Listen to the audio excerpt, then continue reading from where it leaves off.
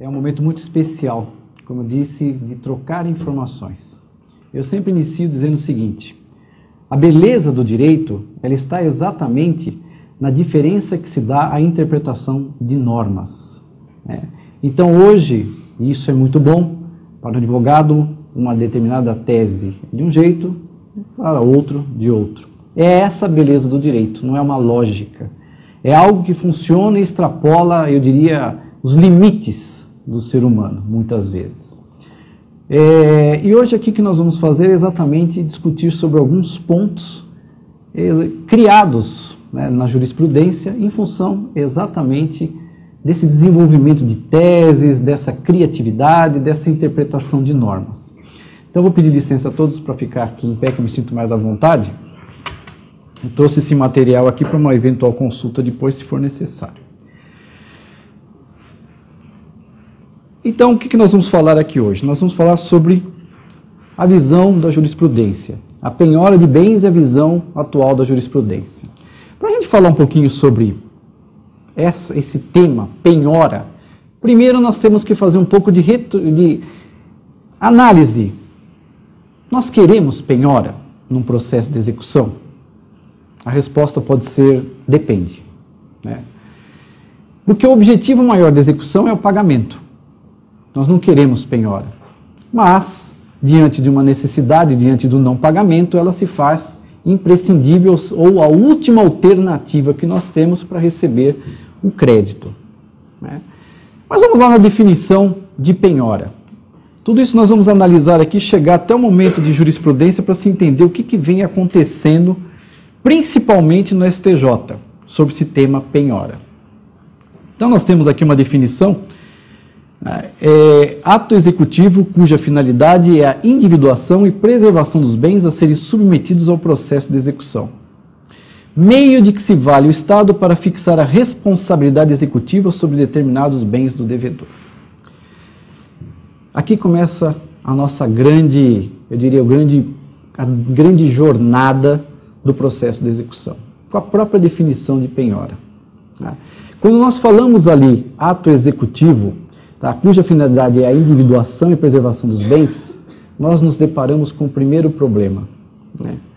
Até que ponto esses bens existem? Até que ponto eu poderia prevenir, estar atento de que eu precisaria de uma execução?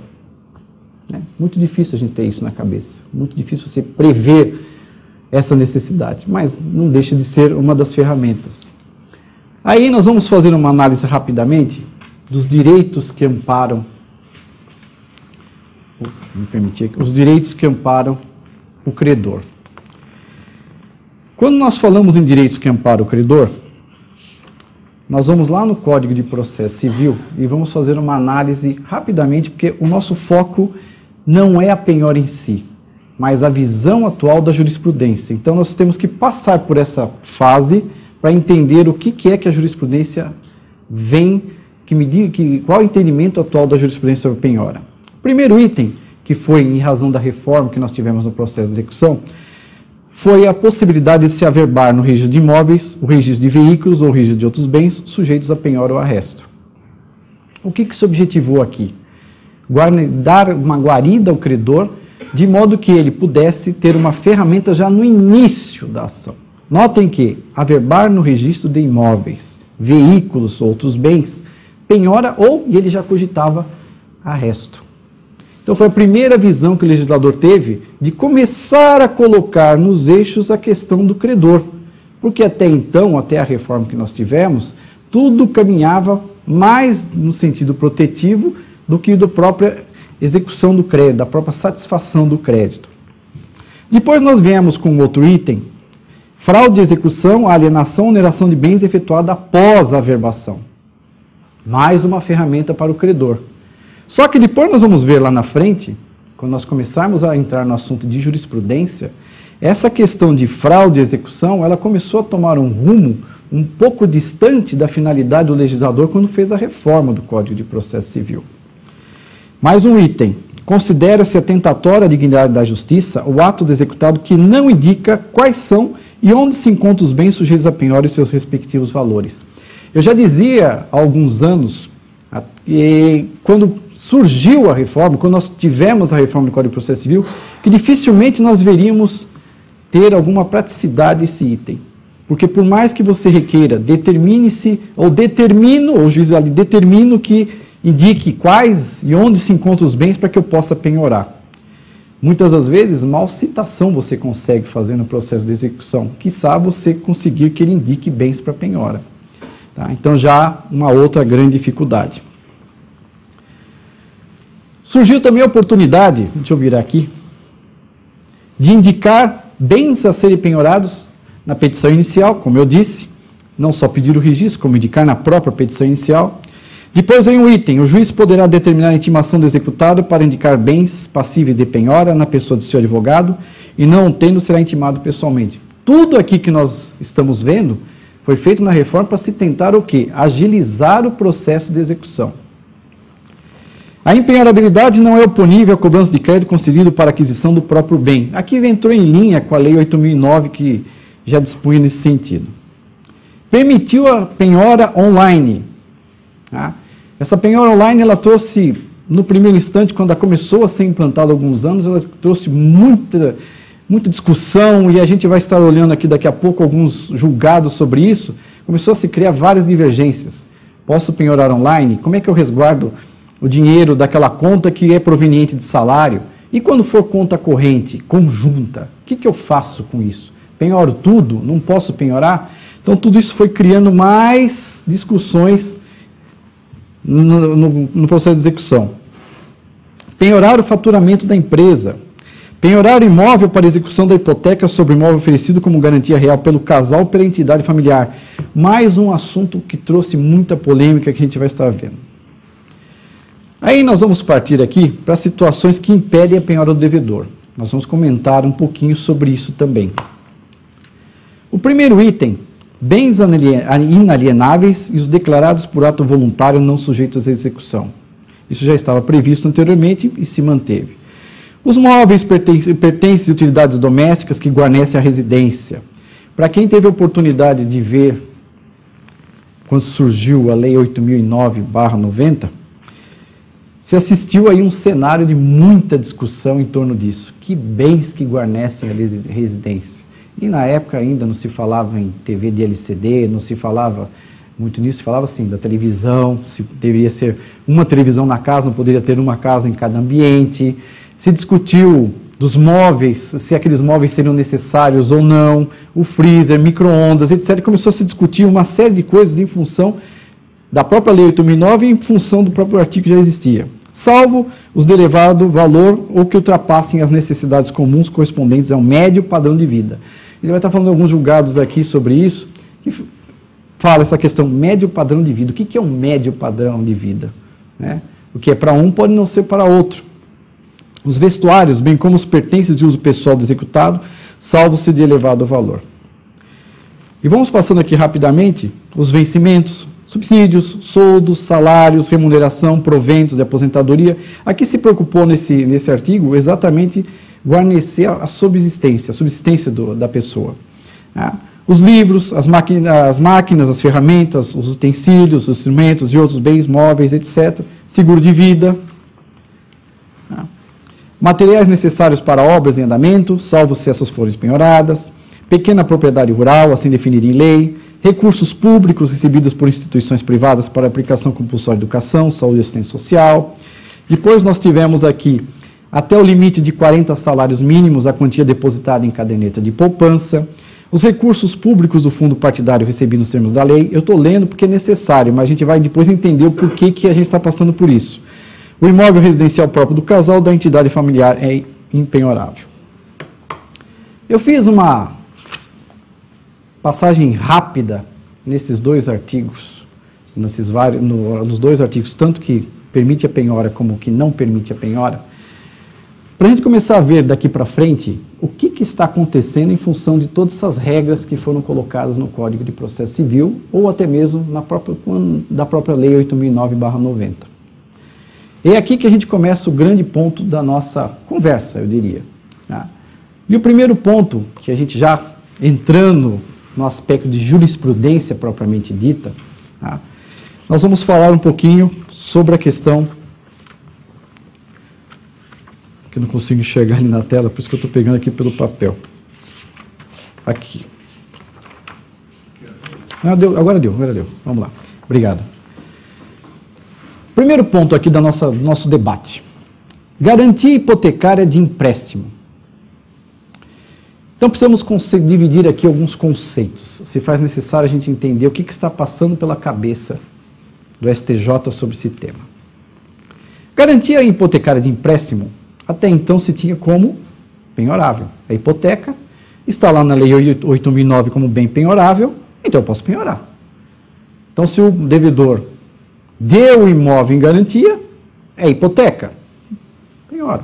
Entretanto, alguns julgados começaram a chegar. E se começou a discutir muito sobre essa questão de, será que vai prevalecer o entendimento que pode penhorar o imóvel dado em garantia hipotecária? Pode. E aí eu fui buscar para entender por que se começou esse assunto hoje, discutindo se pode penhorar o imóvel hipotecado.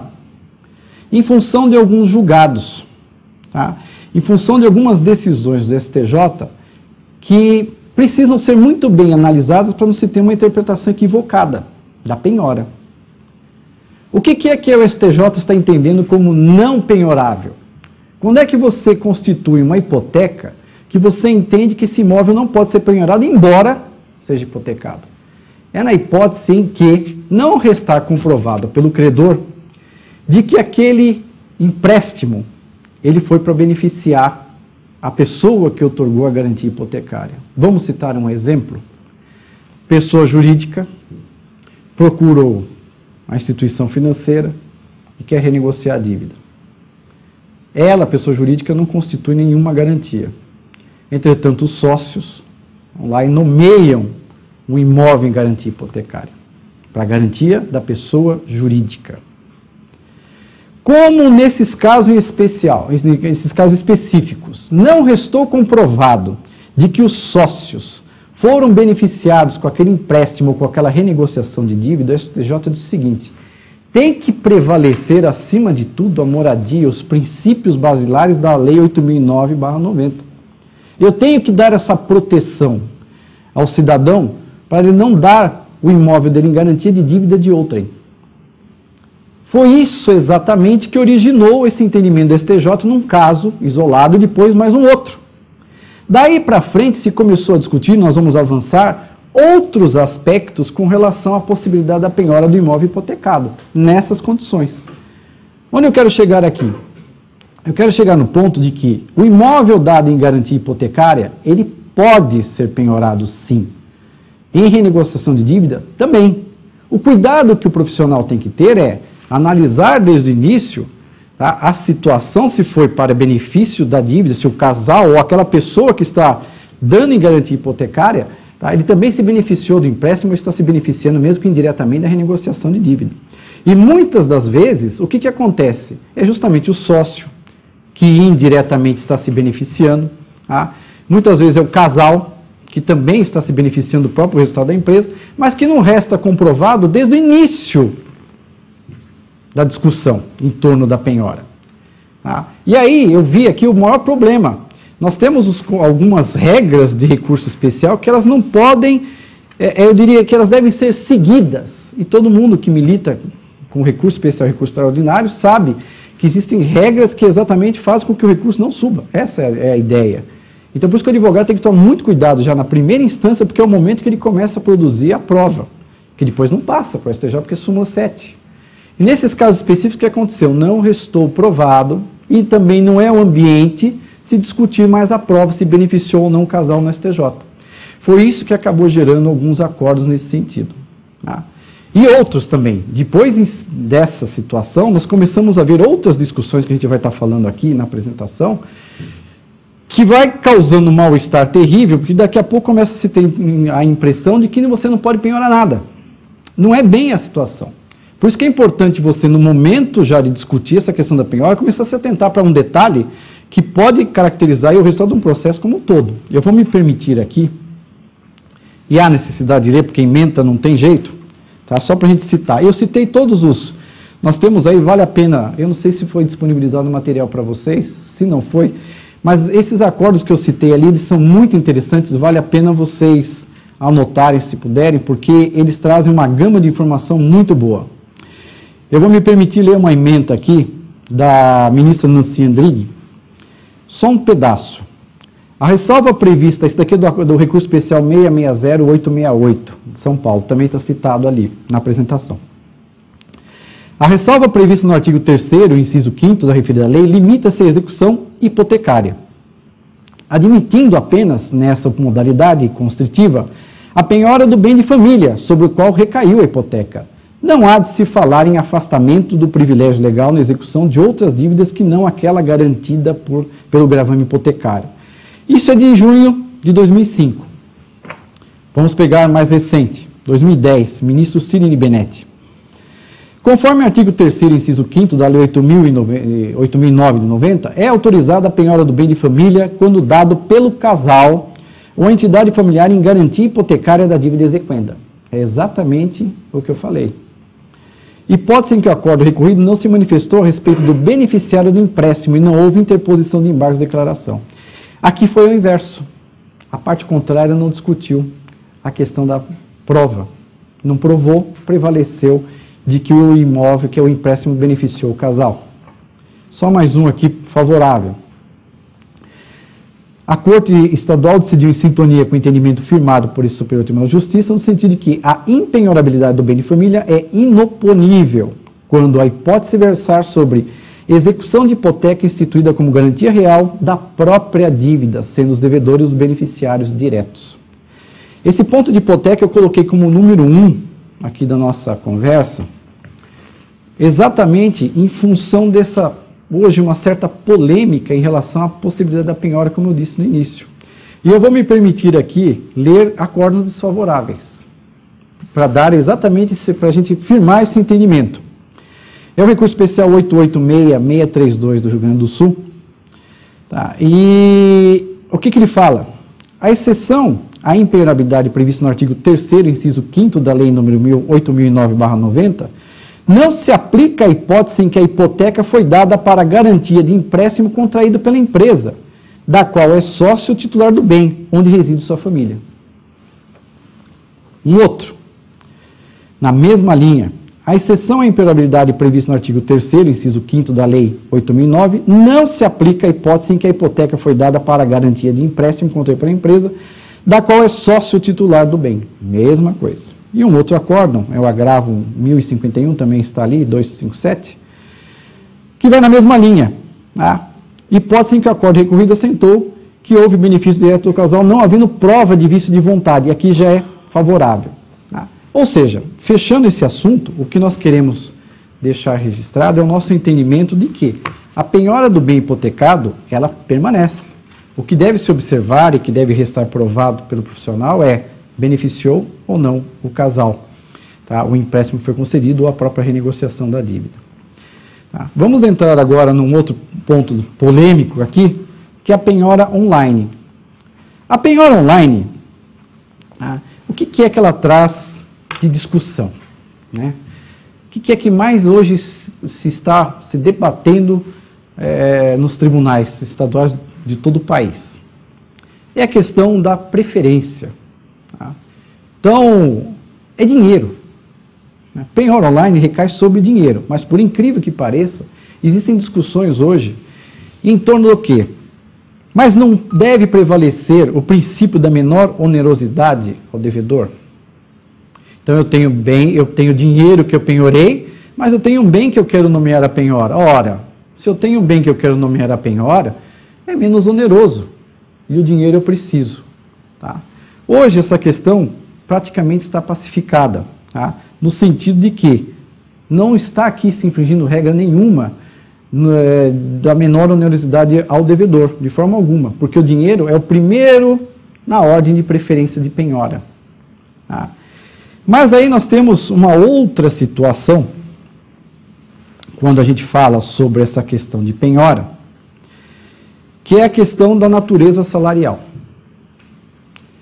Quando eu faço a penhora online, é eletrônico, o juiz com a sua senha, via sistema Bacen-Jude, manda penhorar o valor que está na conta. A pergunta que se faz é, e como é que se sabe o que é valor que já existia na conta, ou uma poupança, limitado aos 40 salários, ou é um dinheiro comum, existe uma conta conjunta, que é proveniente de salário. A questão de prova. Eu encontrei um julgado de Santa Catarina, tá, que fala muito bem sobre isso, e ele bate na seguinte tecla. Tá, é conta corrente conjunta? É. O casal convive. Ele sabe, pelo menos em tese, das dificuldades ou não financeiras de um e do outro, dos problemas que existem. Tá? Então, quanto à questão de permitir a penhora em conta corrente conjunta, é como se houvesse uma unificação do valor que está lá. Não importa se veio de A ou veio de B. Esse acordo eu cito ali veio da cidade de Sombrio, de Santa Catarina. Esse acordo veio exatamente com essa força. É o seguinte, é conta corrente conjunta, então você tem que provar, de alguma forma, de que parte do dinheiro que foi penhorado é proveniente do seu salário. Caso contrário, vai prevalecer a penhora sobre a integralidade. Tá? Eu vou me permitir, todo acordo aqui tem um ponto interessante e eu acho que é até educativo para nós todos lermos. Afasto a tese de impenhorabilidade do numerário bloqueado na conta corrente de titularidade do agravante. É que só a juntada de demonstrativos do pagamento, no qual consta a percepção da remuneração no valor de tanto, é insuficiente para respaldar a alegada natureza salarial. E aqui o relator ele foi fundo mesmo, não é só demonstrar a juntar de um demonstrativo não significa que era salário, porque não houve qualquer depósito na conta bloqueada do valor do comprovado vencimento. Tá? O que indica que a constrição incide sobre outros créditos não comprovada a natureza salarial, um dos que competia executado. E aqui é uma situação de conta corrente conjunta. E aí a gente vai entrar, passando penhora online, a gente vai depois entrar novamente sobre essa situação, quando fala de recurso repetitivo, vocês estiveram aqui ontem falando sobre recurso repetitivo, né? Não sei se o Ernesto abordou a questão da penhora online também. Foi falado? Ótimo. Então nós temos aqui um outro ponto de discussão. Imóvel, o estabelecimento da empresa. Mais uma vez, estamos numa polêmica em cima de penhora, e agora avançando a questão de estabelecimento da empresa. Eu posso penhorar o estabelecimento ou não? Tá?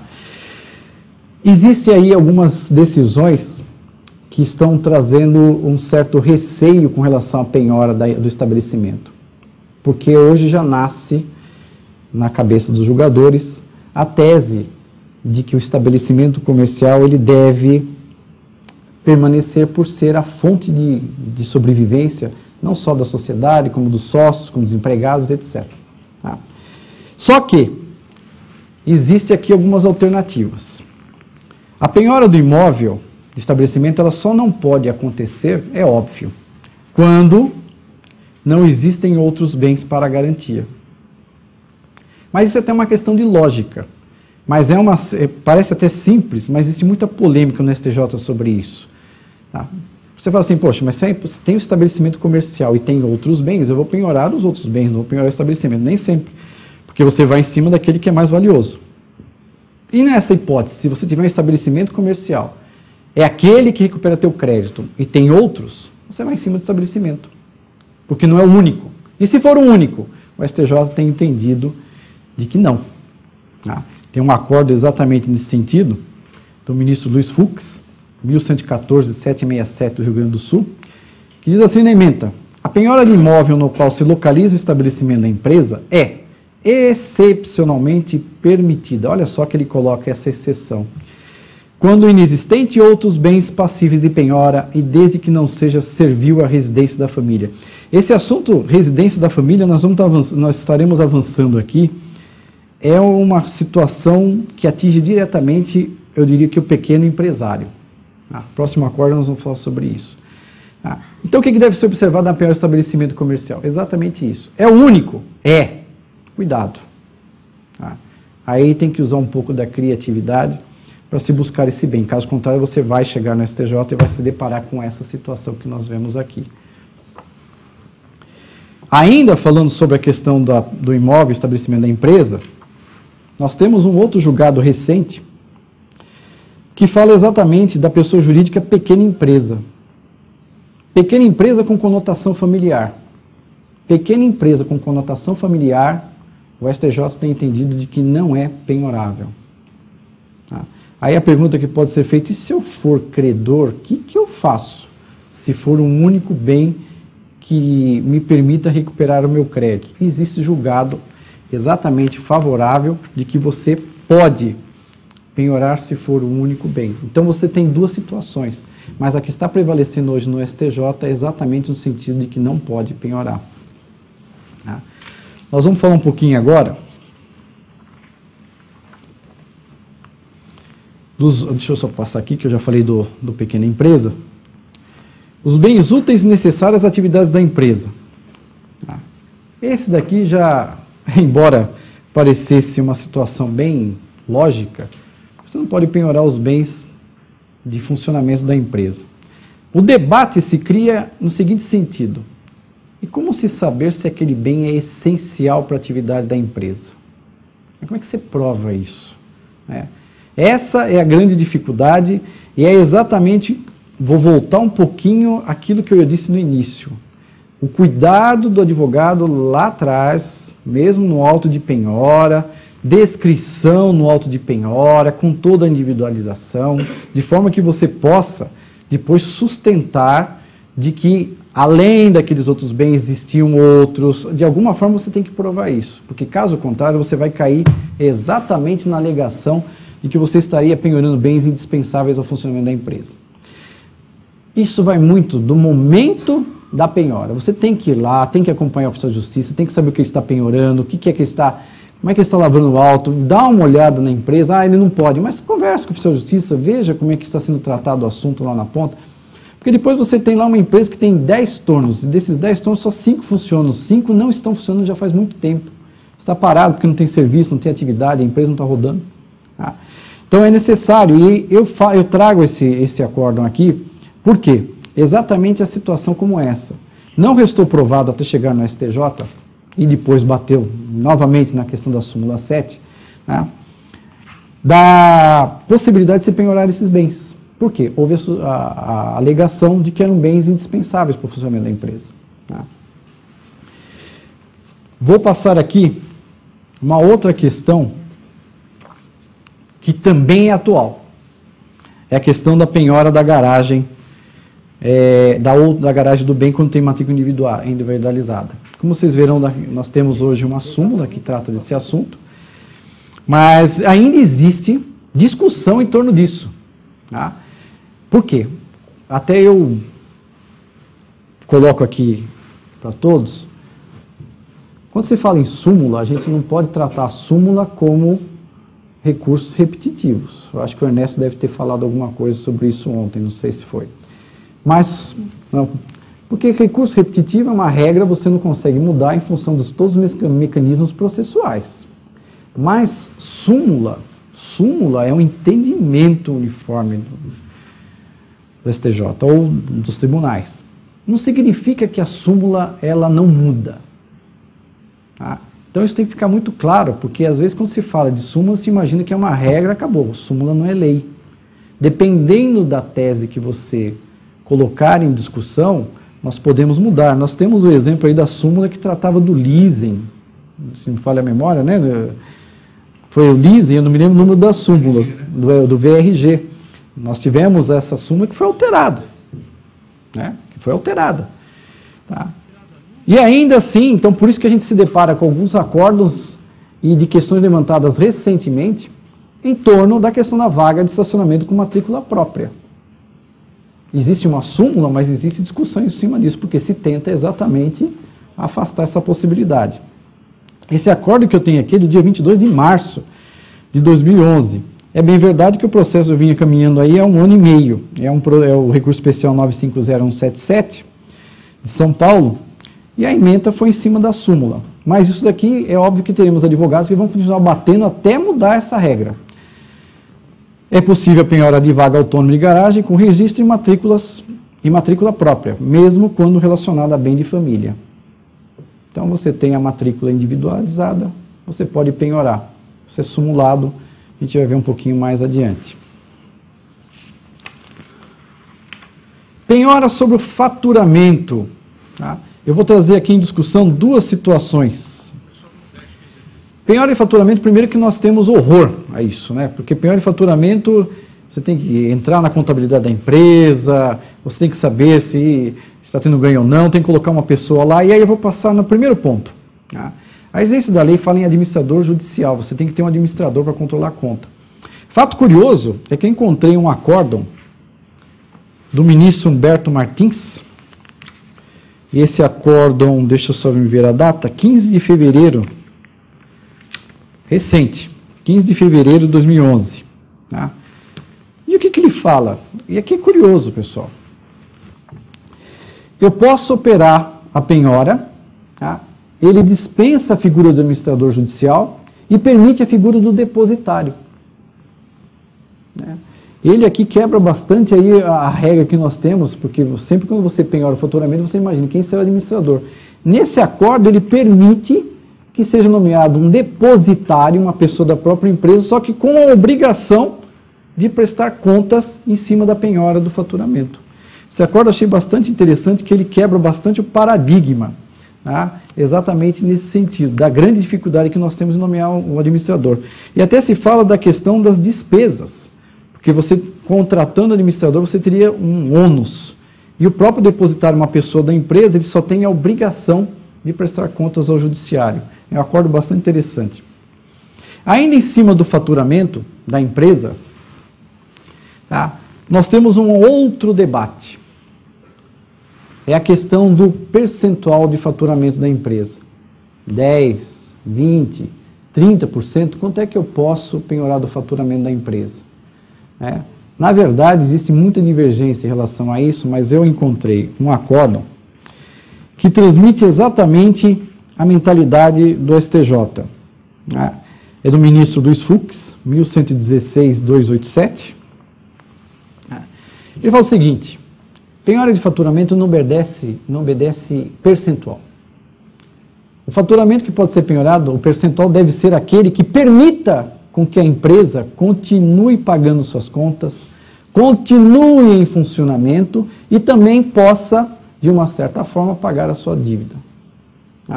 Então, existe muita jurisprudência sobre isso, fala uma hora de 10, 20, 30. Eu acho que esse acordo está mais dentro de uma realidade futura, está dentro da realidade do futuro do STJ em relação a essa questão. Vou entrar num outro assunto. Não sei se está sendo maçante estar falando sobre isso, mas é uma forma até mais prática da gente estar vendo os acordos mesmo transmitir. Tá? Aluguéis. É um outro assunto também que, por incrível que pareça, gera discussão no tribunal. Penhora de aluguéis. E qual é a polêmica que se cria em torno de penhora de aluguéis? É exatamente quando o aluguel serve para a subsistência da família. Então, vamos supor que seja um casal de idosos, ou um casal que está passando por um momento de necessidade e a única fonte de renda é o aluguel. Se ficar comprovada essa situação, você não vai conseguir manter a penhora sobre esses aluguéis. Então, daí uma cautela que se deve ter muito grande com relação à penhora de aluguéis. É possível? É. Tá? Só que você tem que se tomar a cautela de verificar se os aluguéis realmente não são a fonte de subsistência da família. Eu vou me permitir ler um acordo de Minas Gerais que fala exatamente sobre isso que eu acabei de falar. Né? Deixa eu pegar aqui. Acho que eu não trouxe o acordo. Não. Vou pegar um outro acordo para fazer um paradigma, só para a gente comparar aqui as decisões opostas. A penhora de aluguéis é medida que confere efetividade à justiça e à celeridade da execução. Nesse daqui, o que acontece? É um acordo daqui do Tribunal de Justiça de São Paulo, 0044440-04, 2011. O que fala esse acordo? É exatamente o oposto, dizendo assim, ficou provado de que além daquele imóvel alugado, ele tinha outros. Logo, o aluguel é penhorável. Aí vem em encontro com a situação que eu disse, de você verificar a origem, a fonte, onde é que se destina o aluguel. Tem um outro, bem de imóvel de propriedade, esse daqui é de Minas. Deve ser mantida a penhora sobre a renda de aluguéis executada diante da ausência de outros bens para satisfazer a execução que se arrasta mais 10 anos. Aqui é curioso, porque nesse acordo de Minas Gerais ele foi além. Ele não examinou a questão da finalidade do aluguel, mas ele disse o seguinte: a ação já deve há 10 anos e não tenho nada penhorado, então eu vou penhorar os aluguéis. Um acordo bastante interessante também. Vou avançar num outro assunto. Opa, mudei aqui. Acho que eu voltei tudo aqui. Desculpa aí, pessoal. Está aqui. Penhora de imóvel hipotecado por diferente credor. Que situação que é essa daqui que nós estamos falando? É exatamente a hipótese de você ter o seu bem penhorado por um outro credor, mas você não discutiu o seu direito de preferência. Ou seja, você tinha a hipoteca, o outro credor penhorou e você acabou não sendo intimado. E o imóvel está indo à praça. O que acontece aqui?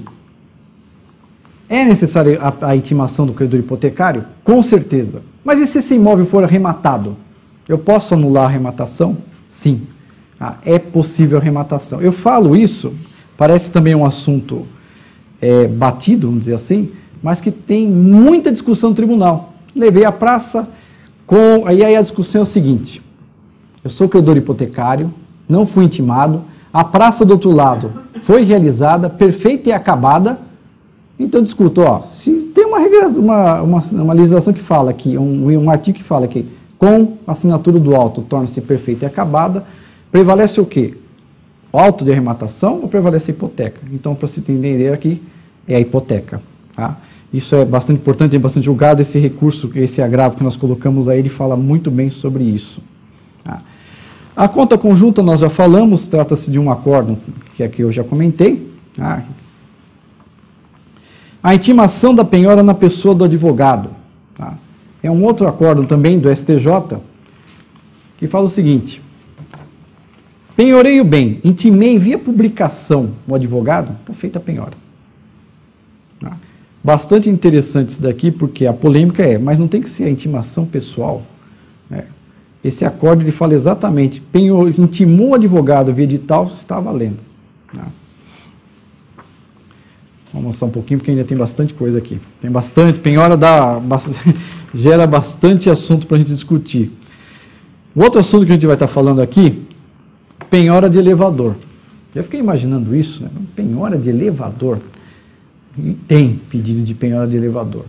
Eu até fico imaginando como que seria você morando no 28º andar, né, e depois falando assim, não posso entrar no elevador porque está penhorado. Né? É uma situação meio... Mas tem pedidos de penhora de elevador. Entretanto, a jurisprudência... O acordo que eu trouxe aqui é até interessante, eu vou até me permitir ler a ementa, porque a ementa diz assim, isso daqui é o recurso especial, é um 786-292 do Rio de Janeiro, o ministro Aldir Passarinho Júnior, e fala assim: processo civil, recurso especial, embargos de terceiro. Olha que interessante. Penhora de elevadores de hotel. Impossibilidade. Você imagina penhorar um elevador do hotel, né? Como é que fica, como é que você consegue conviver com uma situação como essa? E esse acordo, pois é. Então, pois é, não é? Quem que vai arrematar um elevador, né? E esse acordo, me chamou a atenção porque 20 de abril de 2010, ele não é muito antigo não, é novo. E existem questões sendo discutidas.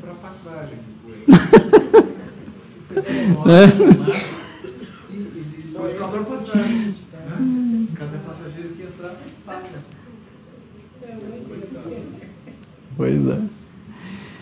Depois nós temos aqui recurso, aqui penhora de crédito decorrente de precatório. Tá? Aqui eu acho que ficou pacificado, acho que o Ernesto deve ter comentado ontem, não sei se ele passou por todos os recursos repetitivos, ele passou por todos os recursos repetitivos, não. Nesse recurso repetitivo aqui, colocou um ponto final nesse assunto. Tá? Ele diz o seguinte, pegando a ementa do ministro Castro Meira: O crédito representado por precatório é bem penhorável, mesmo que a entidade dele devedora não seja a própria exequente.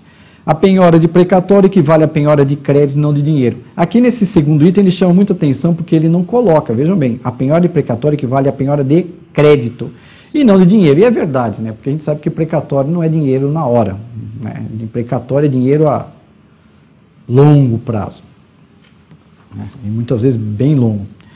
Depois nós temos aqui, e eu reputo isso daqui, que me perdoem a minha franqueza, mas um erro técnico até grosseiro, quando a gente fala de penhora de bens alienados fiduciariamente ao credor. Tá? E eu encontrei alguns acórdãos exatamente pesados sobre isso, onde os ministros têm puxado a orelha aqui do advogado, porque aqui nós estamos falando de alienação fiduciária. Então você não pode penhorar o bem alienado fiduciariamente, porque se confunde a questão da posse e propriedade. Só lembrando um pouquinho da alienação fiduciária, na alienação fiduciária, o credor ele passa a ter a posse indireta do bem, aí o devedor passa a ter a posse direta do bem. E quando você fala que está penhorando um bem alienado fiduciariamente, você está penhorando, entre aspas, praticamente um bem que é seu. E nós temos aqui, eu trouxe 2 acórdãos exatamente de sentido, e o que fala esse acórdão? Eu vou ler aqui, é um agravo, e é também recente aqui do STJ, ministro Luiz Felipe Salomão, é o 568008, eu citei. Execução, alienação fiduciária, penhora sobre o bem dado em garantia, impossibilidade. E aí vem o puxão de orelha. O bem objeto de alienação fiduciária que passa a pertencer à esfera patrimonial do credor fiduciário não pode ser de penhora no processo, não pode ser de penhora no processo de execução, não pode ser aqui faltou a palavra objeto de penhora. Porquanto o domínio da coisa já não pertence ao executado, mas um terceiro alheio à relação jurídica. Tá? Esse acordo é recente e eu encontrei mais acordos recentes. Isso é preocupante, porque você pode sim, você pode penhorar o quê? Os direitos. Os direitos você pode penhorar, mas não o bem. Tá? Tem aqui um outro acordo da ministra Denise Arruda, é o 1051-642, citei aqui também, do Rio Grande do Sul. O devedor fiduciante possui expectativa do direito à futura reversão do bem alienado em caso de pagamento da totalidade da dívida, ou a parte do valor já quitado em caso de mora e execução por parte do credor, que é passível de penhora nos termos do artigo 11.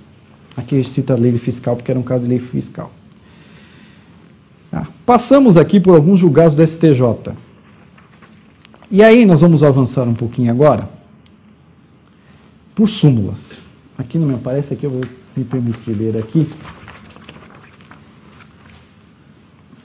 Então nós temos algumas súmulas que tentaram, então o que eu fiz de propósito aqui, a apresentação de citar os acórdãos, para a gente dar uma olhadinha na questão das súmulas no final. Poderia ter feito o inverso. Vamos falar das súmulas e depois eu falo dos julgados. Mas olha só. É legítima a penhora da sede do estabelecimento comercial. Quem lê a súmula, no primeiro instante não vê o acórdão antes, dá a entender que é sempre que posso penhorar o estabelecimento comercial. Quando nós vimos anteriormente pela leitura dos julgados, não é bem assim. Existem algumas situações em que eu não posso penhorar. Vamos passar mais um item? A súmula 449. A vaga de garagem que possui matrícula própria no registro de imóveis não constitui bem de família para efeito de penhora. Tá? É verdade, é o que está prevalecendo. Mas tem gente discutindo isso? Tem. Tá? Súmula 417. Na execução civil, a penhora de dinheiro na ordem de nomeação de bens não tem caráter absoluto. Aqui está tranquilo. Aqui a nomeação de bens, eu não me lembro de ter comentado aqui. Por quê? Exatamente porque se discutia aquela questão do meio menos oneroso, comentei, do menos oneroso para o devedor. A súmula 375. E aqui uma grande polêmica. O reconhecimento da fraude de execução depende do registro da penhora do bem alienado ou da prova de má-fé do terceiro adquirente. Vamos fazer um parênteses nessa súmula. Ele fala, o reconhecimento da fraude de execução depende do registro do bem alienado. Olha só que a gente colocou aqui a questão da fraude de execução, porque a gente conhecia a fraude de execução a partir do momento que se discutia a questão da citação, se discutia se era da citação ou da distribuição da ação, e vem a súmula e diz assim, registro da penhora. E E as regras do Código de Processo Civil, que fala exatamente da distribuição da ação ou da citação, né? Essa polêmica que se... Então, quer dizer, o que aconteceu? Terminou a fraude de execução? Tá? Meu entendimento em relação a esse item, a essa súmula, é o seguinte: continua prevalecendo as normas, as regras do Código de Processo Civil, quando você fala da citação, da distribuição da ação, e você tem mais essa situação do bem penhorado. Ou seja, você tem um bem que foi penhorado, mas você não registrou, incide a súmula. Então, quando se houver uma discussão em torno de uma penhora efetivada, é a súmula. Caso contrário, você tem da distribuição da ação. E olha só um item. Pois não, por favor. Deve? Eu estou sem som, né? Não. Vai sem som, né? Porque, na verdade, o código fala que demanda capaz de reduzir a insolvência. Sim, que é mais amplo. Você não precisa nem de citação, né? É a demanda. Né? Então, você vai dizer, a demanda se instaura pela citação. Ok. Né? Agora, essa história de exigir registro me parece realmente completamente contrário. No registro, não registrou. Eu aqui, existem vários, que já tem hoje bastante material sendo publicado sobre isso, dos dois lados. Existem hoje doutrinas, existem muitas questões polêmicas, acho que eu trouxe alguma aqui, deixa eu ver se eu trouxe, exatamente nesse debate, não trouxe, mas discutindo esse ponto. Então, terminou aquela situação, né, do Código de Processo, então... Outro ponto é a questão da prova de má-fé do terceiro adquirente. O que está prevalecendo da prova de má-fé? O registro. Né? O registro da penhora. Né? Se você registrou a penhora, o terceiro adquirente não tomou conhecimento. E aí eu queria entrar